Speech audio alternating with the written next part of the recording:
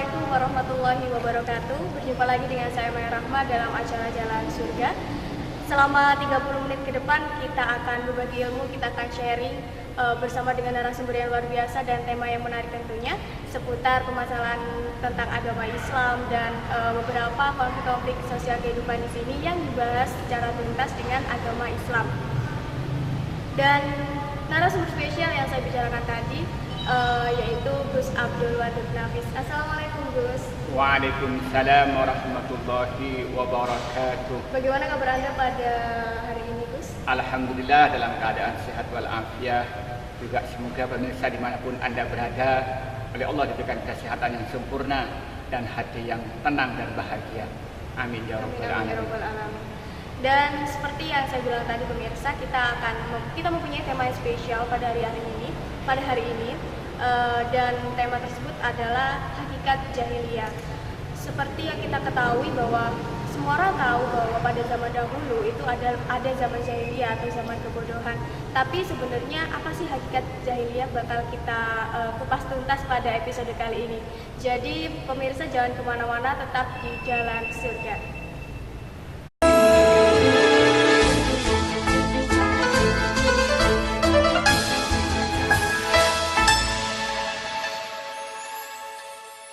Ya pemirsa, masih di Jalan Surga dan seperti yang saya bilang tadi di segmen awal bahwa kita akan membahas mengenai hakikat jahiliyah.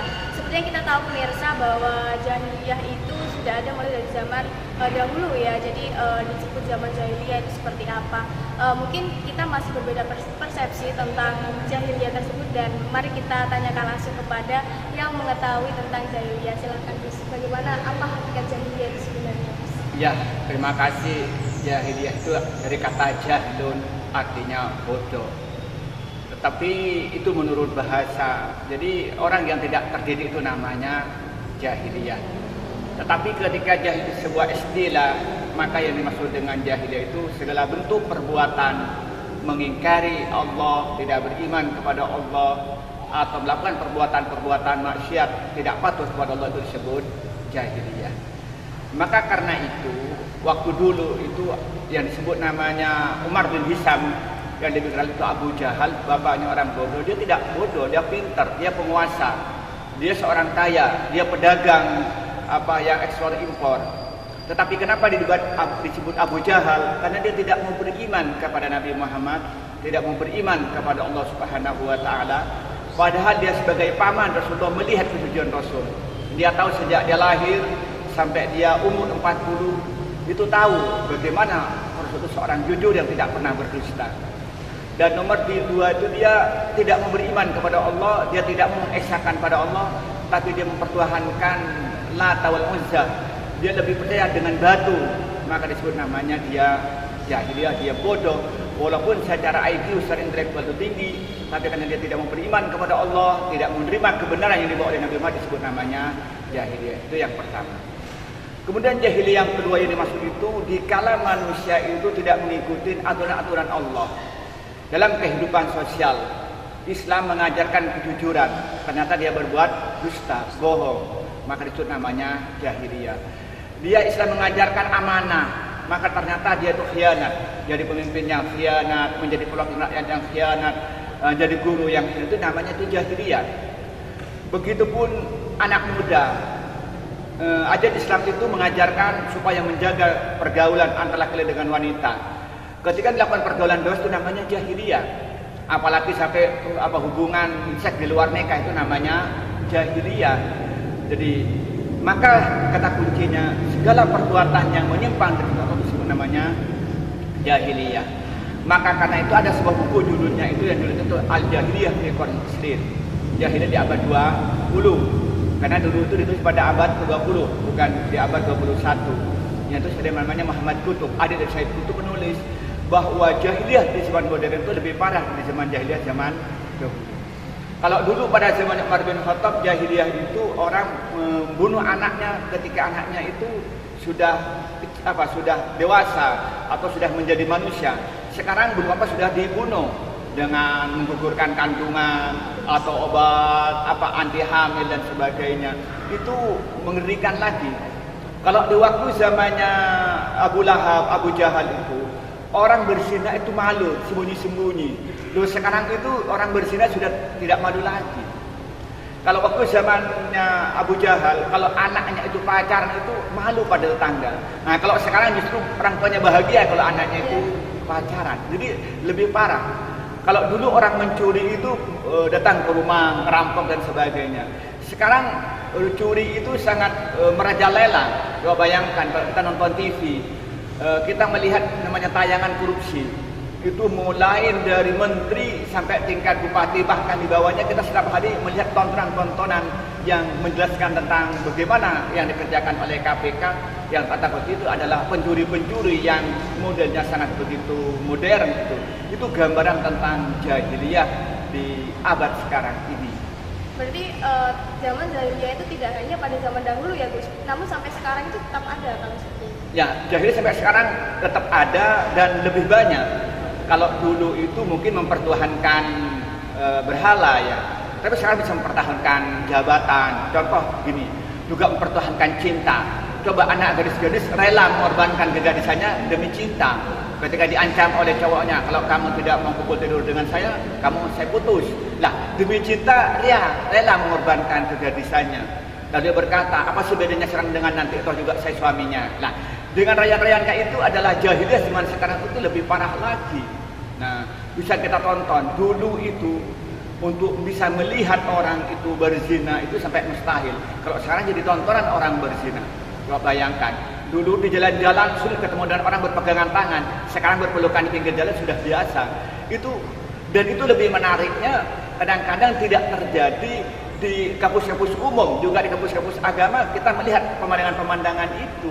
Maka karena itu jahiliyah di zaman sekarang itu lebih dramatis, lebih dahsyat dan lebih bermacam-macam. Sehingga kita ini dibandingkan dengan jahiliyahnya zaman Umar bin Khattab ketika dia sebelum masuk Islam yang menceritakan membunuh anaknya sendiri. Sekarang itu sudah menjadi biasa oleh yang namanya aborsi, yang namanya orang itu menggugurkan kandungan, yang namanya menggunakan pil KB itu sudah dianggap satu hal yang wajar. Padahal pada zaman itu juga dianggap tidak wajar itu. Mereka membunuh anak perempuan semata-mata menjaga kehormatan. Nah, sekarang tidak. Nah, itulah jahiliyah zaman sekarang ini. Gitu. Ya, cuman masalah riba. Dulu itu riba itu adalah bagian daripada perilaku jahiliyah. Sekarang itu perilaku riba itu menjadi suatu hal yang biasa. Bahkan orang-orang yang ahli agama itu dianggap itu hal yang wajar. Bahkan lebih menarik lagi, adalah mencari fatwa-fatwa, mencari justifikasi dalil baik Al-Quran maupun hadis membenarkan perilaku riba itu menunjukkan bahwa zaman sekarang itu jahiliyah itu lebih dahsyat. Maka katanya Muhammad Qutb dalam bukunya itu Al-Jahiliyah fi Kondisi itu bahwa lebih mengerikan dan lebih sulit untuk dibendung dibandingkan jahiliyah zaman pra-Islam. Lalu Gus, kalau seperti itu apakah jahiliyah itu ada tingkatan-tingkatannya seperti ini, jahiliyah tipe ringan, jahiliyah tipe sedang, jahiliyah tipe berat seperti itu Gus? Ya, jahiliyah itu juga ada tipe-tipenya ya. Tingkat yang tertinggi adalah ketika dia tidak memberi iman kepada Allah seperti yang dimiliki oleh kalangan ateis ya. Nah, di kalangan kelompok komunis itu adalah merupakan jahiliyah yang tertinggi. Kemudian di bawahnya itu orang-orang yang tidak memberi iman, yang tidak mau beriman kepada Allah atau tidak mau mengesahkan Allah, tidak menerima pada Nabi Muhammad, itu namanya jahiliyah di tingkat 2. Kemudian jahiliyah di bawahnya tingkat 3. Dia mau beriman, dia mau menerima Al-Quran, mau menerima Nabi Muhammad sebagai utusan Allah. Dia percaya bahwa Allah itu Maha Esa. Tetapi dalam perilakunya tidak mentaati apa yang dilakukan oleh Nabi Muhammad dan apa yang dicontohkan oleh Nabi Muhammad. Ketika Rasulullah menjelaskan, ayo kita sholat, dia tidak mau sholat. Ayo puasa, dia tidak mau berpuasa. Ayo kita ini melakukan perdamaian, buat onar. Ayo kita ini agar supaya jujur, ternyata dia itu dusta. Ayo kita amanah, ternyata dia khianat. Itu adalah tingkat lebih di bawahnya lagi. Gitu ya. Kemudian juga sampai pada akhirnya dia tidak melaksanakan agama Islam, ajaran-ajaran yang dianggap tidak betul-betul. Itu bagian daripada perilaku jahiliyah. Lalu apakah benar Gus, golongan Islam pada zaman sekarang itu bisa disebut golongan yang jahiliyah juga Gus? Ya, banyak orang yang secara formal dia beragama Islam, tetapi perilakunya sama dengan perilakunya zaman pra-Islam. Contohnya kita kalau baca di koran misalnya, orang yang menggugurkan kandungan juga beragama Islam. Orang yang tawuran, yang anak SMA tawuran membunuh anak SMP juga beragama Islam. Kemudian yang mensodomi juga beragama Islam. Itu di Quran dijelaskan begitu. Artinya apa? Ada orang secara formal dia beragama Islam, tapi perilakunya dia tidak mengikuti aturan yang ada dalam Al-Quran dan hadis, maka secara amaliyahnya dia amaliyah jahiliyah. Seperti yang ditegaskan dalam beberapa penjelasan bahwa Islamnya itu Islam KTP saja. Jadi KTP-nya dia beragama Islam, namun secara aplikasi dalam kehidupan sehari-hari dia tidak mencerminkan seorang Muslim. Maka ketika Abul Hasan An-Nadawi itu pergi ke Perancis, bilang wajadtul Islam wa lam ajidil muslimin, walakin indama uttu ila Misr wajadtul muslimin wa lam ajidil Islam. Ketika aku pergi ke Perancis, kita mendapatkan perilaku-perilaku Islami di sana, kejujuran, ketertiban, kemudian saling menghormati. Tetapi sayangnya di sana sulit mendapatkan orang yang beragama Islam. Tapi ketika aku pulang ke Mesir, semuanya beragama Islam, bahkan sebagian besar adalah beragama Islam. Tetapi di situ kejujuran sulit didapatkan, kemudian satu sama lain bermusuhan, amanah sulit didapatkan. Itu realitas. Artinya apa? Realitas zaman sekarang ini justru yang banyak berperilaku jahiliyah itu yang secara formal beragama Islam. Pertanyaan berikutnya, apa Islam yang salah? Tidak. Artinya apa? Oknum-oknum orang yang beragama Islam ini perlu merenung kembali apakah dia itu sudah Muslim secara kafah. Maka Fathiyah akan tulis sebuah buku, judulnya itu Mada Intima Ilal Islam. Kemudian Muhammad Qutb juga tulis Hal Nahnu Muslimun. Apakah kita ini menjadi orang Muslim yang hakiki? Ketika kita sudah beragama Islam secara formal, sudah membaca syahadat, apakah mata kita sudah mengikuti aturan Allah? Kalau sudah kita beragama Islam, apakah lisan kita yang keluar itu adalah sesuai dengan aturan Allah? Kalau kita seorang sudah beragama Islam, apakah telinga kita ini sesuai dengan aturan Allah? Kalau kita seorang Muslim sudah beragama Islam, apakah ketika transaksi sesuai dengan aturan Allah? Kalau kita sudah beragama Islam, ketika menjadi pejabat, apakah sesuai dengan aturan Allah? Maka ketika dia itu melaksanakan semua tuntunan Allah, maka dia termasuk Muslim yang hakiki. Akan tetapi ketika dia beragama Islam secara formal, tapi perilakunya bertentangan dengan apa yang dalam Al-Quran hadis, berarti dia seorang Muslim, namun tindakannya tindakan jahiliyah. Iya pemirsa, itulah sekilas mengenai jahiliyah. Lalu di segmen selanjutnya kita akan membahas lebih lanjut. Pastikan penasaran pemirsa bahwa kita bisa disebut oleh orang jahiliyah. Tapi bagaimana cara kita keluar dari sebutan tersebut? Kita simak bersama, tapi setelah pesan-pesan berikut ini tetap di Jalan Surga.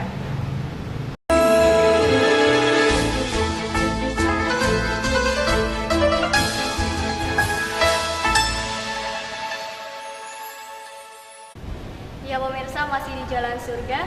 Pada segmen sebelumnya tadi kita sudah membahas mengenai sekilas tentang jahiliyah, tentang zaman jahiliyah. Dan sekarang kita lanjutkan dengan mengapa Gus penyebabnya masyarakat sekarang itu jahiliyah seperti itu Gus. Padahal dahulu itu yang kita tahu bahwa zaman jahiliyah itu cuma ada pada zaman dahulu. Sekarang teknologi sudah canggih segala macamnya. Tapi mengapa masyarakat masih bisa disebut jahiliyah? Ya, seperti yang disampaikan tadi, ketika perilaku manusia itu menyimpang dari ketentuan-ketentuan Allah, disitulah sebenarnya berperilaku jahiliyah. Baik itu beragama Islam atau agama non-Islam. Nah, itu yang pertama. Yang kedua, kenapa sampai terjadi perilaku jahiliyah ini? Banyak beberapa penyebab. Yang pertama, dia karena ada dorongan hawa nafsu yang sangat tinggi. Ada hawa nafsu terhadap kekuasaan, hawa nafsu tetap dengan harta, atau hawa nafsu terhadap lain jenis. Nah, orang yang didorong oleh hawa nafsu untuk mendapat kekayaan, maka dia akan melakukan segala cara, menghalalkan segala cara untuk mendapatkan harta itu. Apa dengan cara menipu, atau dengan cara itu maring timbangan, atau dengan cara korupsi, dan segala macam-macam cara digunakan untuk mendapatkan kekayaan itu ketika hawa nafsu ingin memiliki harta sebanyak-banyak. Begitupun ketika dorong oleh hawa nafsu kekuasaan, maka dia menggunakan segala cara untuk mendapat kekuasaan itu.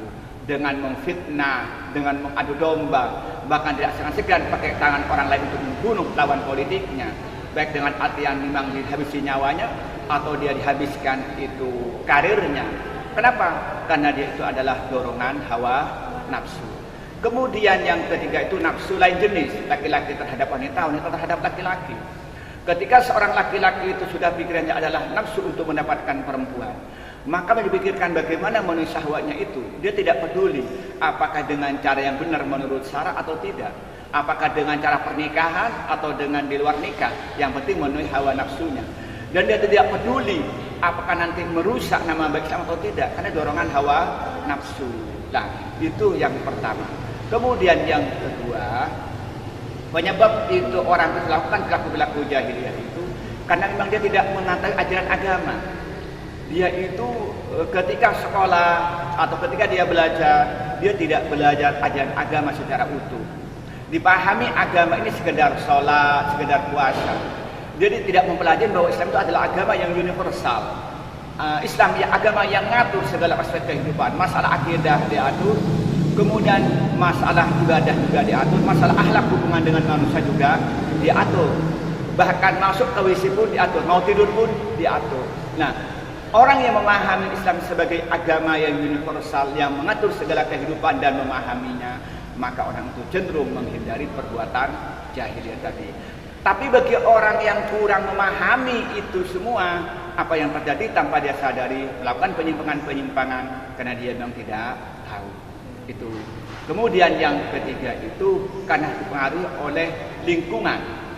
Jadi dia hidup dalam lingkungan jahiliyah, sekitarnya orang biasa pacaran, tanpa sadar dia ikut pacaran. Di lingkungan orang-orang pemabuk, terlibat narkoba, lama-lama juga terlibat narkoba. Kalau dia hidup di lingkungan suka bertengkar, ikut bertengkar. Dalam lingkungan yang suka saling menyakiti, lama-lama juga sakit menyakiti. Itu juga lingkungan.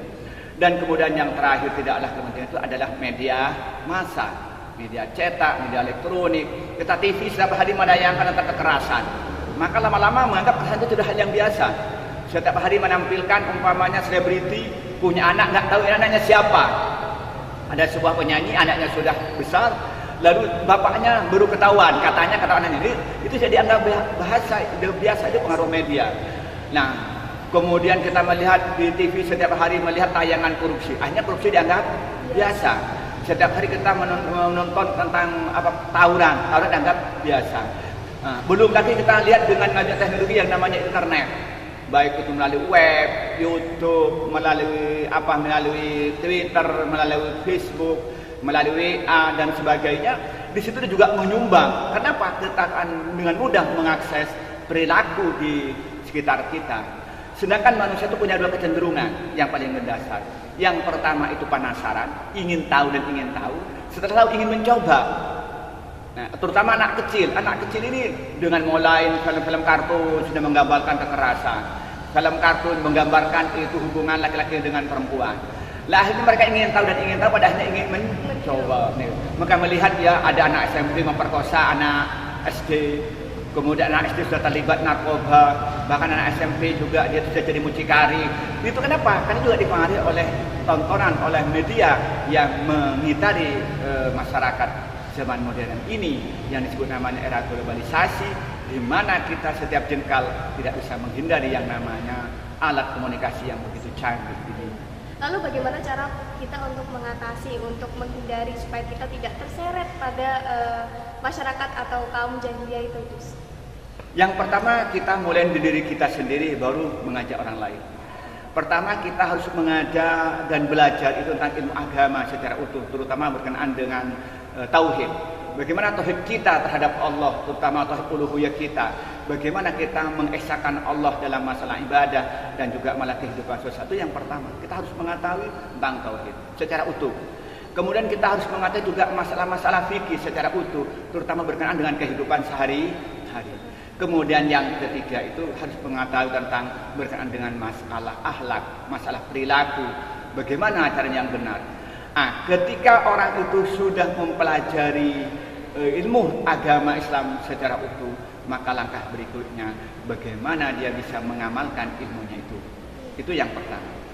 Kemudian yang kedua, kita menanamkan tentang bagaimana manusia ini atau masyarakat ini tentang pentingnya mendekatkan diri kepada Allah.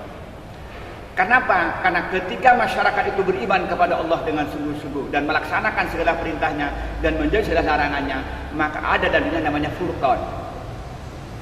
Di mana furqan itu ketika orang yang bertawakal akan ada dalam dirinya adalah furqan. Apa furqan itu? Ketika ada perbuatan maksiat, maka dengan sendirinya dia akan menolak. Ya, kalau ibaratkan ada antivirusnya lah. Gitu. Jadi ketika diajak mencuri, ini perbuatan salah. Ketika diajak itu minum-minum, ini perbuatan salah. Ketika diajak untuk berkhianat, ini perbuatan salah. Ada dalam dirinya ketika orang itu melaksanakan agama. Kemudian yang ketiga, kita ini mencoba mengajarkan, mendahulukan perintah Allah daripada dorongan hawa nafsu. Berusaha itu memberikan meredam dorongan-dorongan nafsu yang tidak baik. Yang mana nafsu itu kan ada tiga, ada nafsu mutmainnah, ada nafsu lawamah, ada nafsu ammarah. Apa nafsu ammarah itu adalah suatu dorongan dalam diri manusia ingin selalu berbuat jahat, ingin berperilaku perbuatan jahiliyah, itu namanya nafsu ammarah. Ada nafsu lawamah. Apa nafsu lawamah? Itu adalah dorongan untuk berbuat maksiat, tapi begitu mengerjakan itu dia menyesali. Kenapa harus melakukan ini? Itu namanya nafsu lawamah. Kemudian yang terakhir nafsu namanya nafsu mutmainnah. Apa nafsu mutmainnah itu? Di mana orang itu merasa nikmat ketika melaksanakan perintah Allah dan merasa sedih ketika dia itu terdorong, belum mengerjakan tapi terdorong saja sudah merasa sedih. Itu nafsunya nafsu mutmainnah. Mungkin kesimpulannya. Ya.